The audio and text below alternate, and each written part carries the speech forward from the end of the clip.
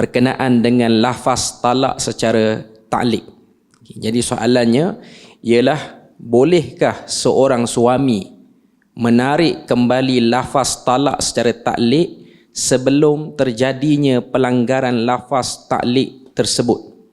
Jadi itu soalan dia untuk saya bersama. Jadi dipersilakan. Okey. Dia bab-bab macam ni saya kena buat contoh baru tuan-tuan faham. Satu suami, dia kata, soalan-soalan Ustaz Qarni ni canggih kat ni. Okey. Satu suami dia kata kepada isteri dia, kalau hang balik rumah mak hang, saya kena cakap bahasa standard sikit. Pasal kadang orang Indonesia apa tengok. Kalau engkau pulang ke rumah ibumu, berarti engkau jatuh ataupun ditalakkan dengan satu talak. Tu nama dia ta'liq. Tu ta'liq pada masa yang akan datang. Dia tak balik lagi. Kan? Tu pun ta'liq. Satu lagi ta'liq, dia ta'liq benda yang memang munjis, dia panggil on the spot berlaku. Dia kata, kalau hari ni hari Isnin, memang hari Isnin pun hang jatuh satu talak. Memang kira clear jatuh satu talak. Satu lagi dia ta'liq macam ni. Dia kata, kemarin hang ada ambil dek duit aku tak dalam ni? Isteri dia kata tak ambil. Mesti hang ambil. Dia tak ambil. Kalau hang ambil duit aku kemarin ni, atas meja ni, hang jatuh satu talak. Kau jatuh satu talak. Itu ta'liq kepada benda yang telah berlaku. Saya nak bagi tuan-tuan faham, ada banyak jenis yang dah berlaku, yang belum berlaku. Okey. Ulama-ulama berbincang pasal benda ni dia banyak. Adapun ta'liq bagi benda yang telah berlaku. Misal, dia ta'liq benda yang memang dah berlaku. Kalaulah sekiranya kemarin hari Isnin hang jatuh satu talak, kita tak boleh faham lah ta'liq macam tu, memang dia nak talak lah. Cumanya sebelum saya nak cakap ta'liq ni, tuan-tuan tak faham ta'liq. Ta'liq ni tu lah, dia kaitkan alaq ni, ikat. Dia ikatkan talak tu dengan satu benda yang lain. Ulama-ulama sebahagian mengharamkan sebab macam main-main dengan talak. Tapi isu yang kita nak bincang ni, jadi talak ke tak? Kalau dia ta'liq benda yang memang dia pun tahu benda dah berlaku, ataupun dia memang berniat untuk talak. Kalau hang ambil duit aku, bererti hang ditalakkan kemarin, misalnya. Dan dia memang bermaksud, kalau isteri dia ambil memang talak. Sepakat para ulama jatuh talak. Kalau dia kata macam ni lah, kalau kau balik rumah mak kau, jatuh satu talak. Dia memang maksud dia nak talak.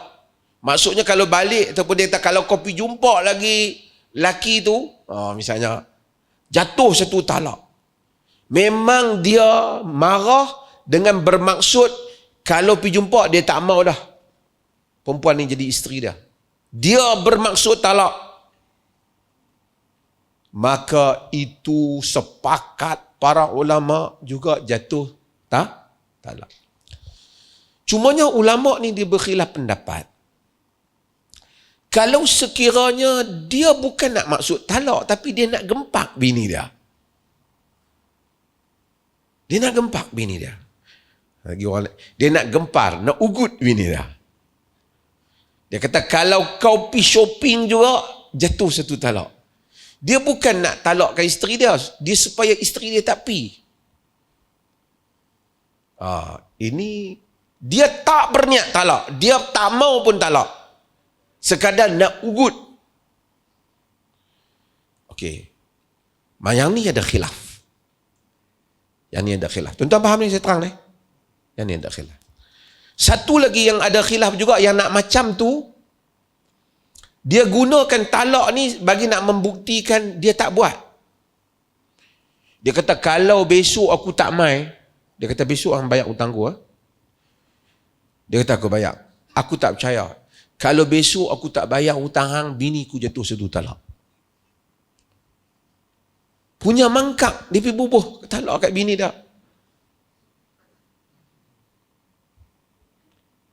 Tapi dia bukan nak talak bini dia. Dia nak meyakinkan kawan tu, maksudnya aku confirm bayar.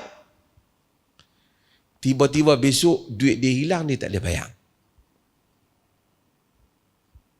Jatuh dah talak dia.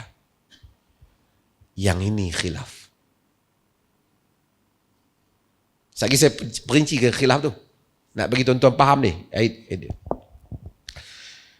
Okey. Saya selesaikan yang khilaf ni dulu, baru boleh jawab soalan Ustaz Qarni. Kalau sekiranya dia kata, okey, yang tadi yang memang berniat nak talak, semua kita tahu jatuh talak. Yang sekarang ni yang bukan niat nak talak, niat nak apa? Nak ugut, satu lagi niat nak apa? Nak jamin bahawasanya dia memang tak buat benda tu, ataupun dia akan buat benda tu, tapi dia guna talak bini dia. Majoriti para ulama menyatakan jatuh talak. Majoriti dulu.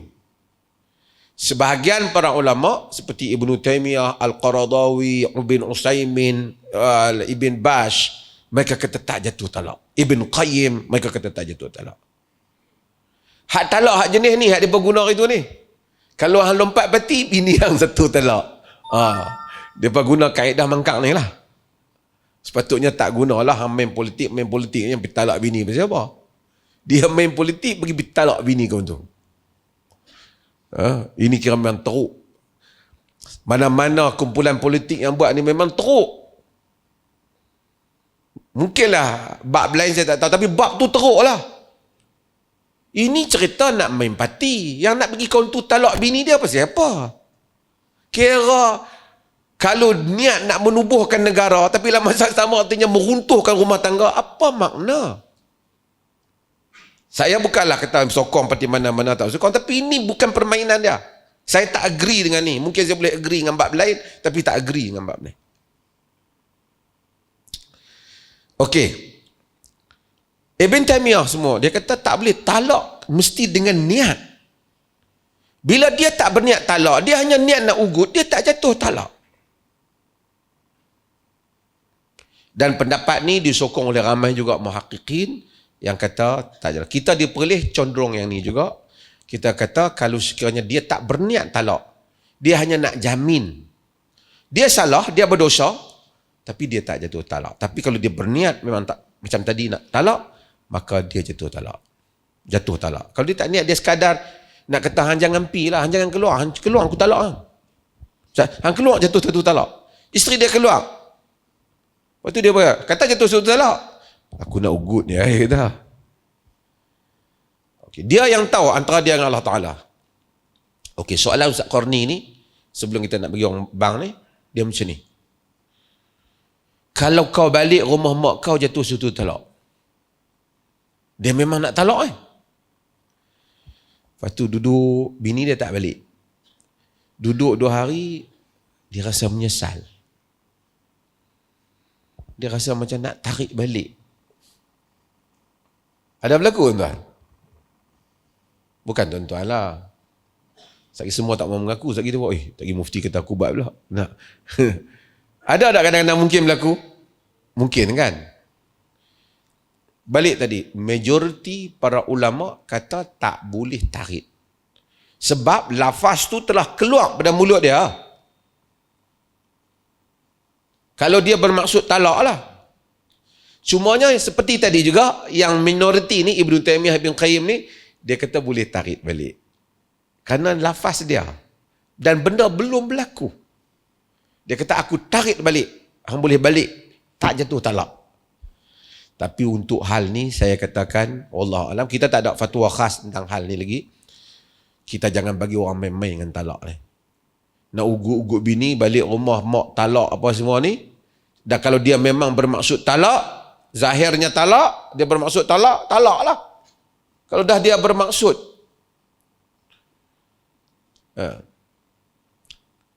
Cumanya kalau dia tak bermaksud, macam yang kita bincang tadi. Kalau tidak, nanti senang. Semua bini duduk heran. Aku talak tak talak, aku talak tak talak. Dan kita mesti beri amaran. Permainan ni adalah sesuatu yang haram. Kalaupun mungkin talak tak jatuh, seperti yang disebut oleh sebahagian para ulama. Jadi dia majoriti para ulama kata tak boleh tarik dah. Pendapat minoriti kata boleh tarik. Sebab tu kerana dia dah lafazkan talak tu dan dia bermaksud talak ketika itu. Sebab tu kalau tanya saya pun, kalau ramai saya kata, you maksud talak lah. Saya kata tak saudara tarik lah. Ibn Taimiyah kata dia nak menyelamatkan rumah tangga. Dia hak dia. Walaupun dah keluar pada mulut dia, benda belum berlaku, dia boleh tarik. Cuma kita, dalam kes ni, kalau berlaku perbalahan, dia rujuk pada qadi akan membuat keputusan dalam hal ni.